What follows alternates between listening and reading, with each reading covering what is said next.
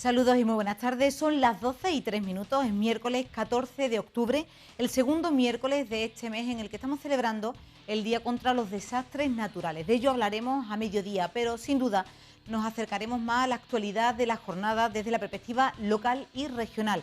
Para ello tenemos una mesa de debate muy interesante y unos temas, entre otros los presupuestos, que no se lo deben de faltar ni de perder. A partir de ahora, sumario. Empezamos.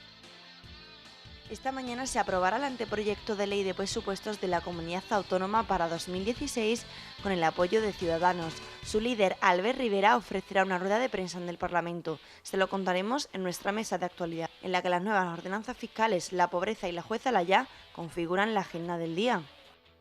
Ignacio Andreu reflexionará en clave de humor con su obra Cuando perdí la cabeza. Hablaremos de liposucción con el doctor Herrero en directo y a su disposición a través del 607-509-034. Manuel Berrocal nos adelantará las novedades de la quinta edición del Salón del Motor.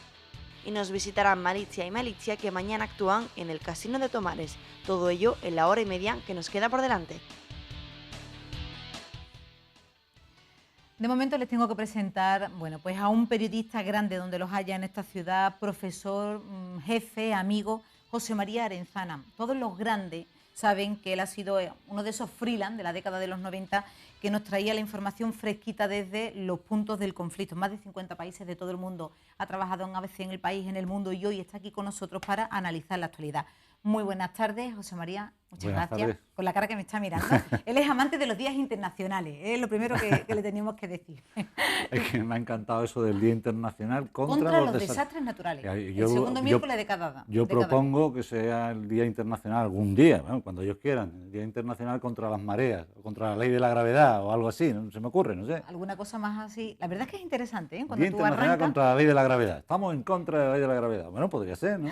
¿Te imaginas? Bueno, y con nosotros también Iñaki Alonso, él es nuestro compañero jefe de provincia del Correo de Andalucía. Muy buenas tardes, Iñaki. Buenas tardes, Isabel. Sin duda, creo que hoy tenemos todo el mundo el punto de la mirada puesta informativamente en el Consejo de Gobierno Extraordinario para la Ley de Presupuestos, que, que se ha sellado con ese pacto entre Ciudadanos y Partido Socialista. Pepe, ¿por dónde empezamos en ese análisis? Bueno, empezamos porque el anteproyecto lo que ha hecho ha sido remitirse una vez aprobado, pero todavía como que no conocemos yo no he tenido tiempo al menos de ver en qué se concreta, ¿no?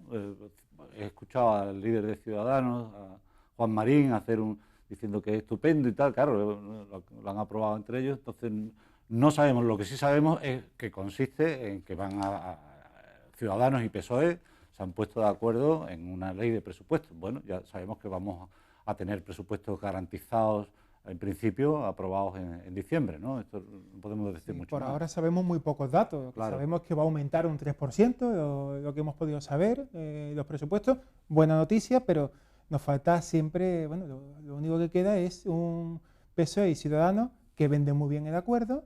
A Susana Díaz le viene muy bien porque está en un gobierno, en minoría, no lo olvidemos, en minoría, tiene un apoyo y es uno de los grandes escollos aprobar unos presupuestos, y a Ciudadanos en una época de precampaña también le viene perfectamente porque hace una oposición útil, al menos en Andalucía, para el electorado andaluz. Luego ya está el debate de hacia dónde vira Ciudadanos, si vira a la izquierda, vira a la derecha o se queda en el centro. Sí, en eso hay una cosa, creo, muy interesante que le escuché decir una vez hace unos meses, ¿no?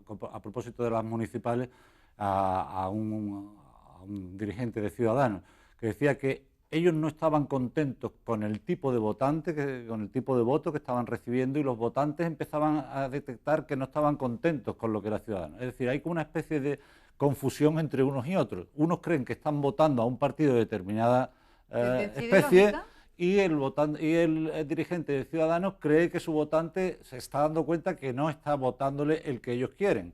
Con lo cual, ahí hay un trasvase extraño y un descontento mutuo. Y no sabemos eso, además es bastante lógico. Quiero decir que en el resto de España hay una posición genérica, al menos de Ciudadanos, se percibe un perfume y tal, y aquí hay otro por el pacto que mantienen con el Partido Socialista. Esa confusión no sabemos si se va a aflorar y se va a ver en las generales, aquí en Andalucía en concreto, o si se va a seguir manteniendo con esa estabilidad. Es una buena pregunta para que se le hiciéramos hoy precisamente a la 1:45 a Albert Rivera, porque va a estar en el Parlamento dando bueno, pues una comparecencia también y hablando sobre esa confusión, ese trasvase de malestar ciudadano que parece que no quiere votar al Partido Popular y que para ello tendría un partido moderado y sin embargo se está convirtiendo en el bastón de apoyo para ese voto progresista. Otro de los asuntos, Iñaki, lo tenemos sin duda también en los impuestos locales. Nos ha anunciado el alcalde Juan Espada pues que no van a subir para las familias sevillanas, pero sin duda también sí que, bueno, porque si los impuestos para cuadrar las cuentas tendrán que verse incrementados para los empresarios que tengan unas fortunas un poco más elevadas. ¿Cómo se analiza eso? A mi juicio, que no suban los impuestos a mí me parece siempre una buena noticia. Que se congelen, pues me parece menos buena noticia. Que se bajen me parece mejor noticia. Pero para el ciudadano en general, ¿no? Independientemente de cuáles sean sus ingresos. Pero que bajen los impuestos o que se congelen, a mí me parece en general una buena noticia. Yo creo que es la primera, no sé, a lo mejor es decir demasiado, pero es el primer anuncio que le escucho al ayuntamiento que preside Juan Espada, que no es exactamente, no tiene necesariamente por qué ver directamente con los dineros o la confluencia política que existe con el gobierno de la Junta de Andalucía. Es decir, hasta ahora todos los anuncios que le hemos escuchado a Juan Espada son: se desbloquean las atarazanas, se va a hacer la fábrica de artillería, es decir, todos proyectos que eran de todos los gobiernos anteriores, solo que no se hacían porque la Junta de Andalucía sencillamente no le prestaba el apoyo al Ayuntamiento de Sevilla por la diferencia de color político, lo cual me parece quizás de lo más zafio que podamos ver en política, ¿no?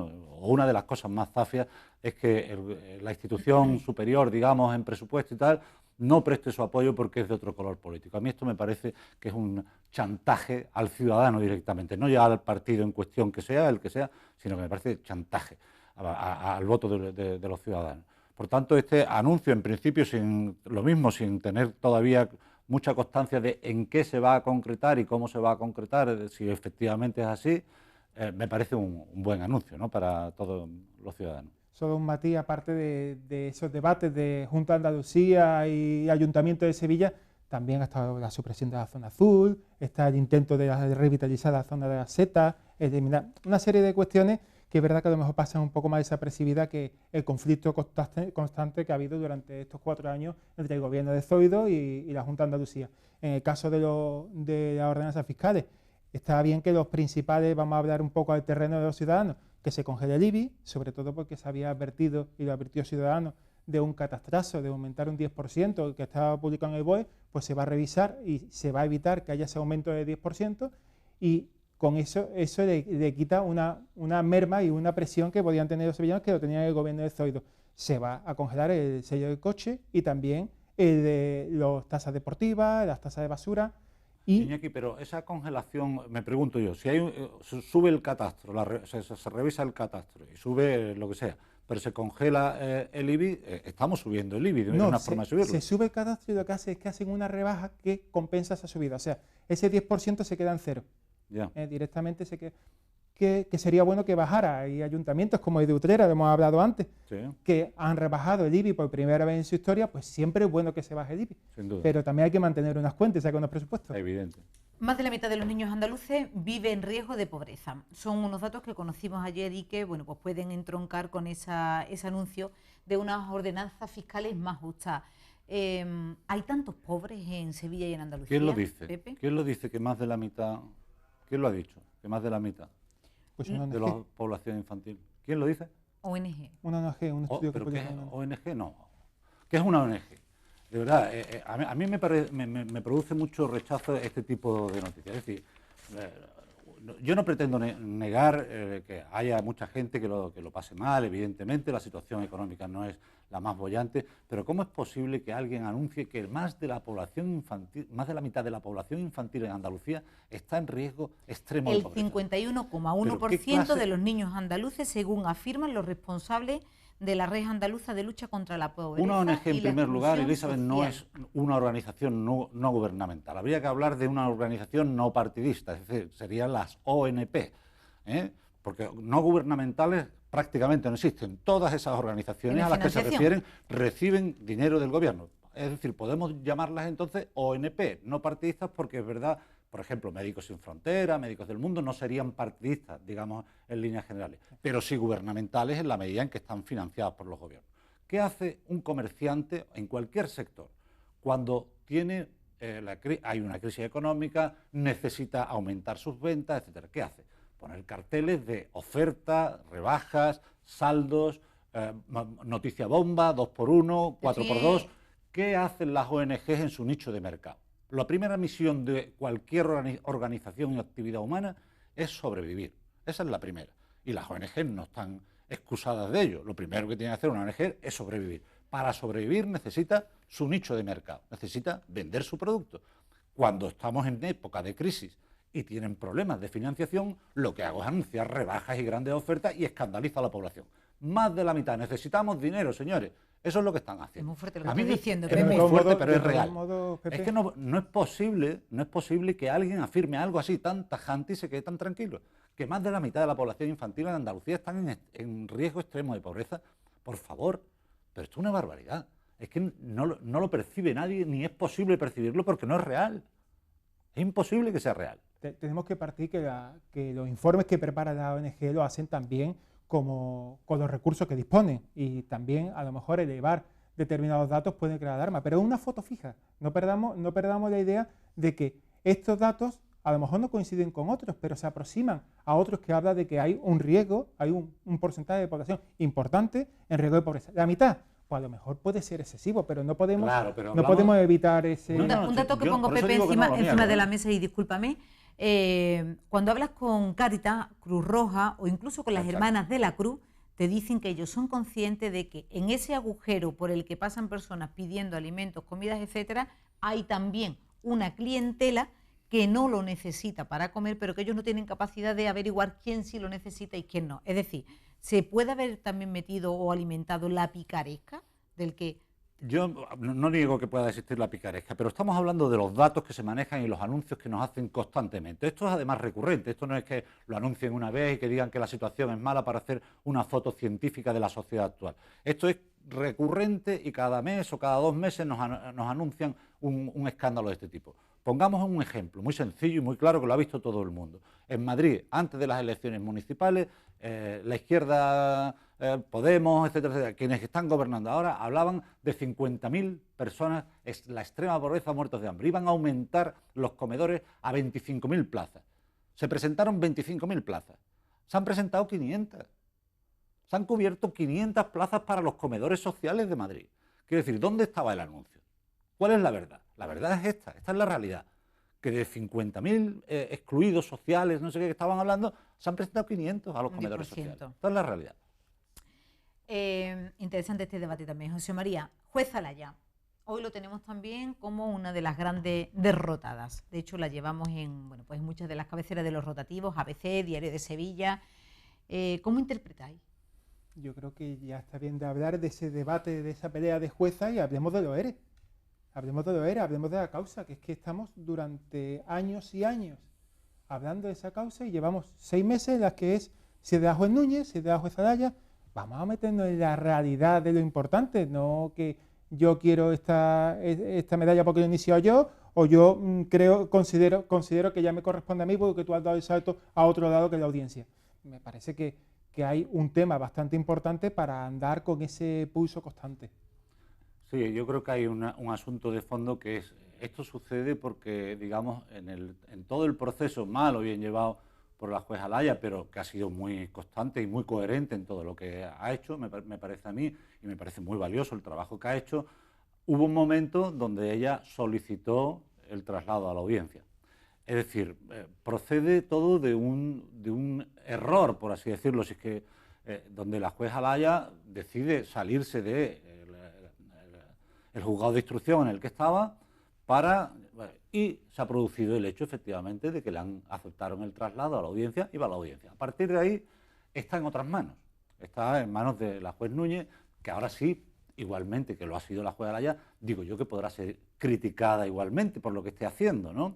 Si la instrucción de la juez Alaya ha sido criticada, incluso algo más que criticada por sindicatos, incluso que han estado a la puerta montándole un cirio a la juez Alaya, ahora también procederá si la juez Núñez lo hace bien, mal o regular, y esto es lo que ha sucedido. Por tanto, poco que decir, si acaso decir que el sistema de relevo quizá no está bien pensado en nuestro sistema, ¿no?, jurídico, pero una vez que está así y se ha producido, creo que poco se puede añadir, ¿no? Solamente es una cuestión entonces de error de procedimiento o de formas, no tiene ningún tinte político detrás. Yo creo que tiene un tinte político, ¿no? Y nadie lo va a ocultar, que es que hasta el propio consejero de Justicia ha sido muy crítico con la juez Alaya, estaba deseando que no estuviera ahí. Es más, el consejero de Justicia, en mi opinión particular, está ahí desde el principio y fue nombrado porque era el fiscal que más conocía el intríngulis de la judicatura a ese respecto, y fue puesto ahí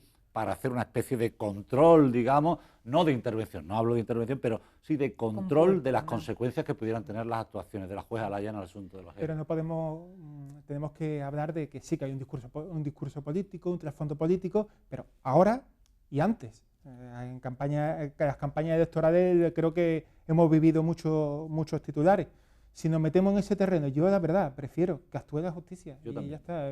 Tanto debate y tanto emponzoñarlo con la política de por medio. 12 y 19 minutos de la tarde. Hoy tenemos otro tema de los que nos llaman la atención en las charlas de café, y además es recurrente, el de la herencia millonaria, 3 millones de euros para una mujer que reclamaba por ADN su paternidad y el reconocimiento de quién era su padre biológico.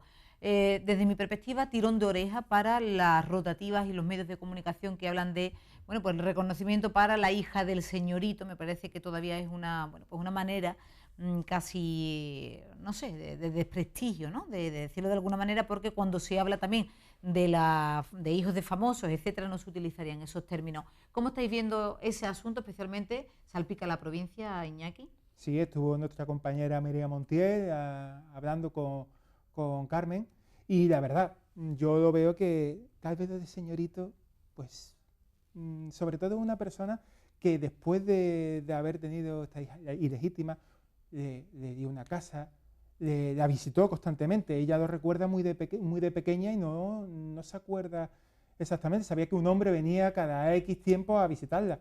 Me parece que es una historia complicada en aquellos tiempos y que era más difícil, pues estaba casado, un matrimonio, tal, todos los tiempos, Iñaki. Dicen que 1 de cada 10 de los hijos que nos llaman papá a los hombres no son de ellos. Vamos a dejarlo ahí. Las mamás lo tenemos claro, que somos las que al final... 1 de cada 10. 1 de cada 10 dicen las encuestas. Bueno, Pepe, en fin.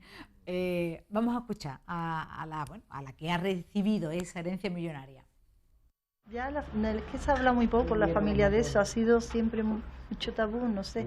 Y ahora ya de mayor es cuando me lo han dicho así ya, porque ya no estaba en mi madre, ya. Además a mí nunca me hubiera afectado, ¿no? Pero se pensaban a lo mejor, no sé, quizá, digo yo, no lo sé por qué. Hombre, 3 millones de euros no nos vienen mal a nadie. No, el apellido de la señora está muy bien, la toca el gordo, ¿no? No tenemos ningún problema. Me tengo que despedir de ustedes porque tengo ya al doctor Herrero, viene hablándonos de liposucción. Estoy esperando ya vuestras llamadas de teléfono para hacerle las consultas al 607-509-034. Pero antes de irme no quiero desaprovechar la oportunidad de tener aquí a José María Arenzana para preguntarle su opinión sobre el conflicto sirio, cómo se está llevando la política de comunicación de los refugiados, porque eres muy activo en las redes y sé que está siendo pues muy crítico. Te estoy poniendo en un compromiso, no quizás, ¿no? Metiéndote, pero una persona que ha estado en muchos campos de refugiados, yo me gustaría saber cuál es tu opinión al respecto, si la puedes decir. Necesitaríamos una tarde entera, ¿no?, para analizar, y no llegaríamos probablemente a ninguna conclusión firme, porque lo que está sucediendo es tan complejo en la zona. Ahora se amplía el asunto palestino-israelí, es decir, que el conflicto es tan amplio que abarca todo el Mediterráneo y el Magreb, ¿no? Lo que está sucediendo, a mi juicio, y si te refieres en concreto a lo que estamos llamando refugiados sirios, yo creo que se está produciendo una enorme manipulación en los medios, no necesariamente interesada, sino también inconsciente o digamos que de cierto analfabetismo funcional respecto de esto, porque yo no ya hablaría tanto de refugiados cuanto de migración, ¿no? Se trata de grandes bolsas de migrantes que van de un lado hacia otro, porque los refugiados no atraviesan fronteras y no atraviesan 5, 6, 7 u 8 fronteras de países sin que nadie les llame la atención. Es Es decir, la policía turca o el ejército turco habría podido frenar todo eso. Unos refugiados han de ser tratados como tales, como refugiados. Y eso está muy regulado desde Naciones Unidas y por la comunidad internacional para que se instalen campos de refugiados con el mantenimiento necesario, con la vigilancia adecuada, para que se produzca seguridad dentro del campo de refugiados, etcétera, etcétera.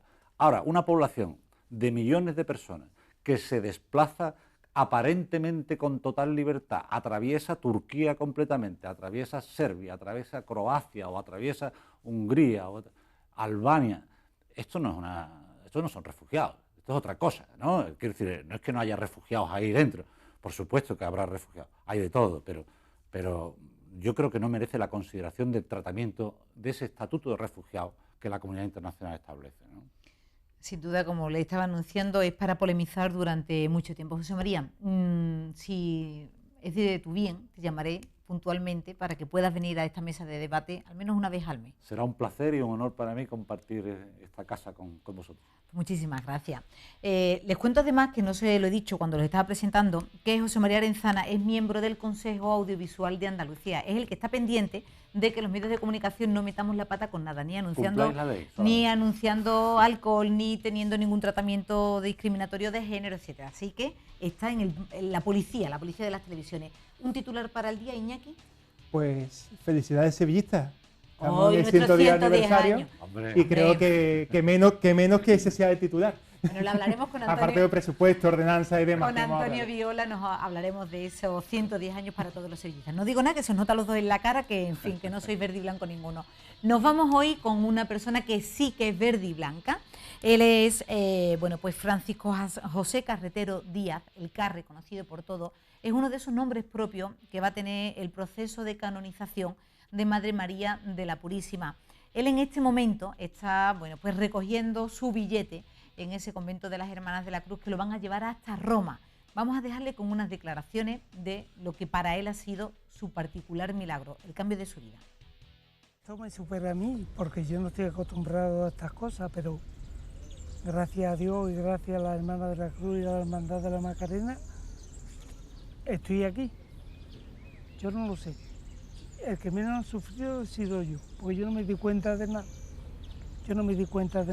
Yo recuerdo que estaba echándole una mano a un amigo y era la hora de recoger. Estábamos recogiendo las mesas de fuera a las 4 de la tarde, en septiembre, calor. Y yo me sentí mal, lo que me pasaba con cuestiones de estrés y eso, y me senté en una silla de la cocina. Eso me acuerdo porque me lo han contado. Y ya cuando desperté, estaba entubado y en la UBI. ¿Qué es lo que tuviste? ¿Una parada cardíaca? Una parada cardiorrespiratoria. 25 minutos estuve en parada. Tengo un DAI puesto. Y las revisiones que estoy haciendo, pues me dicen, los médicos, cuando me ven y ven el historial médico, no se lo creen, dice, ¿eres tú? 25 minutos de parada cardiorrespiratoria significa muerto. Listo de papeles. Listo de papeles en todos los sentidos, como se suele decir. Desde la propia Hermandad de la Macarena se empieza a decir, incluso en las redes, y yo de eso me acuerdo, soy consciente de ello, que se le iba a hacer una novena a Madre María de la Purísima, sí, porque recientemente también había sido la beatificación con el hermanamiento que había tenido con la Virgen de la Esperanza Macarena, y la curación fue casi espontánea. Sí, se ve que cuando termina la novena hacérmela es cuando despierto. Bueno, pues esa era una de las entrevistas que le hacíamos el pasado mes de junio al Carre, porque para él había cambiado la vida. Le preguntaba, ¿tú crees que irás a Roma a la canonización de Madre María de la Purísima? Y él decía, yo no sé, lo voy a tener un poco complicado, pero bueno, pues las Hermanas de la Cruz han hecho posible que eso sea así. Estamos intentando tener esa conexión telefónica con el Carre. Lo tenemos ya escuchándonos. Hola, Carre, muy buenas tardes. Hola, buenas tardes. ¿Dónde te pillamos? Que sabemos que el día hoy lo tienes muy complicado. ¿Estás en el convento de las Hermanas? ¿Ya has recogido tus pasajes o dónde andas? Estoy en Tomares ahora mismo, en mi casa. Muy bien. He estado esta mañana en el convento. ¿Sí? Recogiendo los billetes de avión y y esta tarde tengo que ir a probarme el traje, o sea que estoy súper liado. Desde Súper luego, liado. tener la ilusión de estar en esa, bueno, pues en esa plaza, en Roma, en esa plaza de San Pedro, ¿qué es lo que te provoca, Francisco José? Yo, mira, te lo voy a decir sinceramente, Eli. Esto para mí es yo qué sé, ¿cómo te lo diría yo? Para mí es mm, una cosa muy grande que me haya elegido el Señor a mí como un milagro. Si yo soy una persona normal, yo no, yo no pretendo, no me gusta figurar ni nada de eso. O sea que en este caso, pues yo me debo a las Hermanas de la Cruz y a la Hermandad de la Macarena, pero sobre todo, en este caso, la Hermandad de la Cruz y a su entera disposición estoy. Francisco José, ¿cómo tienes programado vivir ese domingo? Porque, bueno, pues se supone, y todo el mundo que ha estado en ese proceso, que va a haber algo mítico en esa plaza de Roma. ¿Qué esperas tú? Yo te lo digo, Eli, yo todavía no sé lo que se va a formar allí, en el buen sentido de la palabra. Yo es que estoy en una nube completamente. Bueno, pues sé que el sábado estarás en esa plaza de San Pedro también para, bueno, pues para ver cómo se va a hacer toda esa ceremonia. El Correo de Andalucía Televisión estará allí, seguramente podremos tener la oportunidad de vernos ya físicamente en Roma. Quedamos allí emplazados, ¿vale?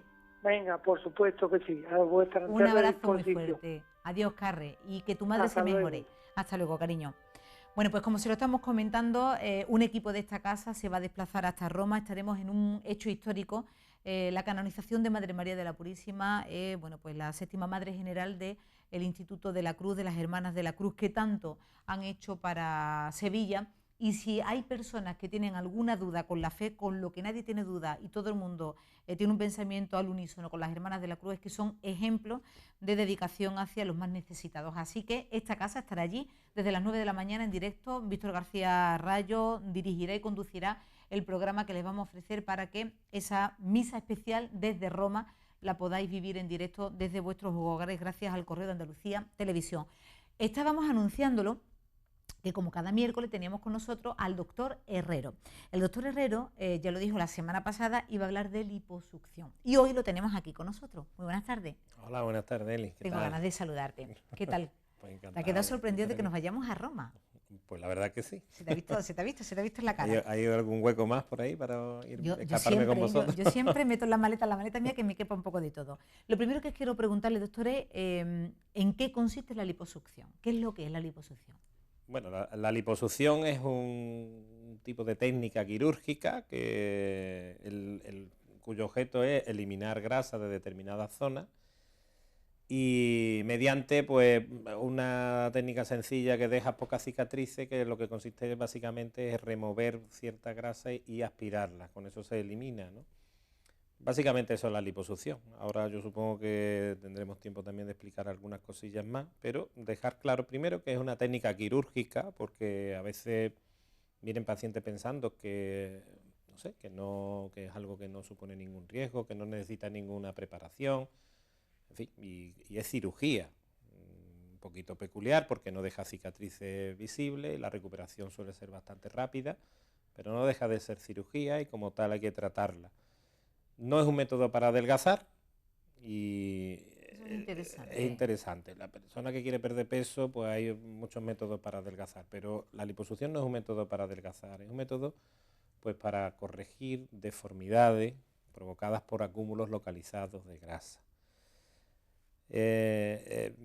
Suele ser muy agradecida y cuando está bien indicada, pues la verdad que no suele traer tampoco muchos problemas, ¿no? Pero bueno, que básicamente recordar que es un método de cirugía, que es lo que más me interesa, porque hay personas que piensan que no sé, que algo no es lo mismo que ponerse una crema, es algo más, y bueno, que tiene sus riesgos, tiene sus beneficios, tiene sus indicaciones, tiene su proceso, como todas las intervenciones quirúrgicas. Doctor Manuel Herrero, lo veníamos anunciando, tenemos el 607-509-034 abierto a su disposición. Vamos a poner los JJ durante toda la sección del doctor en pantalla para que las personas que nos estéis viendo y que le queráis hacer alguna pregunta, a través de un audio de WhatsApp, nosotros automáticamente lo metemos dentro del plató en directo para que vean que realmente estamos aquí con nuestro doctor de cabecera especializado en cirugía plástica, estética y reparadora. ¿Tenemos ya alguna de esas llamadas? Sí, buenas tardes, dígame. Hola, mira, quería preguntarte desde qué edad se podría hacer una liposucción, porque tengo una niña adolescente que pesa más de 90 kilos. Hombre, la edad para hacerse una liposucción yo recomendaría que hubiese una maduración tanto psicológica como física, porque si está en periodo de crecimiento pues podemos hacer una intervención no es por someterla a más riesgo, sino por esperar un resultado más o menos óptimo. Por un lado, yo no le haría, hombre, el peso, la verdad que te vuelvo a repetir, la liposucción no es un método para adelgazar. Eso ¿no? es lo primero que tenemos que decirle, habría ¿no? que valorar si son 90 kilos. Lo suyo es poner algún tipo de dieta o de algún tipo de ejercicio, que de eso seguro que hay profesionales que entienden más que yo. O que parte de esos 90 kilos pueden ser acúmulos localizados, vuelvo a repetir, lo que se llaman lipodistrofias, ¿no? Que ahí sí podría ser subsidiario de liposucción. De todas maneras, hay ciertos límites. Yo no haría ninguna, no solo una liposucción, sino cualquier tipo de intervención estética, en principio a menores de edad, porque, bueno, se supone que estamos decidiendo otros por él y que tenemos que tomar decisiones los padres por los menores o los padres los tutores, y si se puede esperar a que cumplan esa edad, pues mejor, no solo con la liposucción, sino con cualquier tipo de cirugía. Y luego está el componente de que si ha habido una maduración física, es decir, que si alguien sigue en periodo de crecimiento y tal, yo esperaría, porque todos sabemos que además en plena adolescencia el cuerpo de una mujer pues puede cambiar muchísimo y podemos estar tratando una cosa que luego no, un problema que luego no lo es, o al revés, lo mismo estamos generando un problema que en un futuro mayor del que queremos corregir. 607-509-034, tenemos otra llamada al teléfono, sí, dígame. Quisiera saber si una persona diabética de tipo 1 podría realizarse una liposucción y qué riesgo conlleva el hacérsela. Sí se la puede hacer. Evidentemente hay que hacer primero un estudio preoperatorio. Estos tipos de pacientes con diabetes tipo 1 que están en tratamiento con insulina, pues la verdad es que tienen una serie de riesgos a la hora de abordar cualquier tipo de intervención quirúrgica, que lo vuelvo a repetir, la liposucción como intervención quirúrgica, que lo que hay que hacer es un estudio preanestésico. Si en el estudio preanestésico no se aprecia ningún riesgo importante, pues ¿por qué no se puede someter a este tipo de intervención? Insistir que es cierto que las personas diabéticas sí que tienen más riesgo para determinadas cosas, ¿no? Pues más dificultad para la cicatrización, más dificultad para la maduración y la corrección de las heridas, más riesgos de determinadas infecciones, pero eso no lo contraindica, en principio no lo contraindica. Si una diabetes en donde ya existe una afectación de órganos importantes, como puede ser el riñón, hay una hipertensión, una retinopatía, en fin, una serie de problemas que nos indican que el estado de salud del paciente está más que delicado, ya no es por hacer la liposucción o no, sino que es que desde el mismo momento que se le haga estudio preanestésico, nos dirán que el riesgo de someterse a cualquier tipo de intervención en este tipo de pacientes es demasiado grande como para proponerle una intervención de cirugía estética. Estos pacientes se pueden operar, hombre, si existe riesgo para su vida se podrán operar de otro tipo de cosas, pero para hacer una intervención de cirugía estética, pues hay que poner en la balanza lo que nosotros ofrecemos y los riesgos a los que se somete. En principio se puede hacer, pero vuelvo a repetir, hay que hacer un estudio preanestésico concienzudo y si no hay ningún riesgo anormal, pues sí, pues adelante. 607-509-034, el doctor Manuel Herrero le responde. Sí, buenas tardes. Buenas tardes, Eli. Me encanta tu programa y sobre todo que tengas al doctor Herrero como invitado, porque me ha operado a varios familiares y han salido muy satisfechos. Quería hacerte una consulta. Quiero hacerme una liposucción y me gustaría saber el periodo de recuperación, ya que no puedo darme de baja del trabajo muchos días. Gracias. Eso es interesante también. Pues muy interesante. La liposucción, si un dato positivo podemos hablar de la liposucción, es que la recuperación suele ser bastante rápida. Normalmente, rápida, ¿una semana? Normalmente para incorporarse a un tipo de actividad laboral en donde no se requiera una actividad física importante, una semana no, yo creo que incluso menos.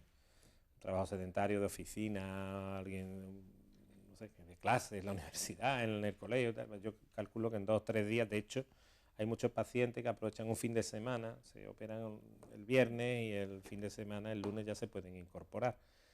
Claro, estamos hablando de una liposucción promedio, ¿no? También es verdad que dentro de las liposucciones no es lo mismo plantear una liposucción de una o 2 zonas que plantear una liposucción donde tenemos que tocar cartuchera, flanco, abdomen. ¿Flancos qué? Flanco, la zona lateral del abdomen. Le llamamos flanco. Vale.